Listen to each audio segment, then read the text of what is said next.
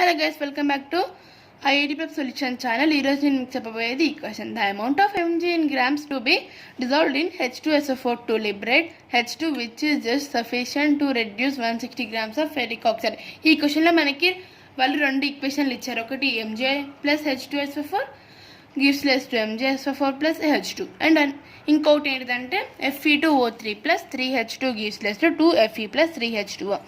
First మనం ferric oxide ఉన్న ఈక్వేషన్కి చేయాలి, ఎందుకంటే వాళ్ళు అక్కడ 160 గ్రామ్స్ అని మెన్షన్ చేశారు.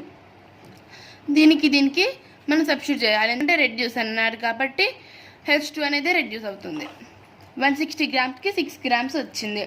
క్వశ్చన్లో ఏమన్నారు 160కి అన్నారు కాబట్టి సేమ్ 160 సేమ్ ఉంది కాబట్టి ఇప్పుడు 6 కూడా సేమ్ అవుతుంది. మీకు అంత డౌట్ ఉంటే క్రాస్ మల్టిప్లికేషన్ చేయొచ్చు. ఇంకొకటి ఏంటిది Mg plus H2SO4 gives less to MgSO4 plus H2.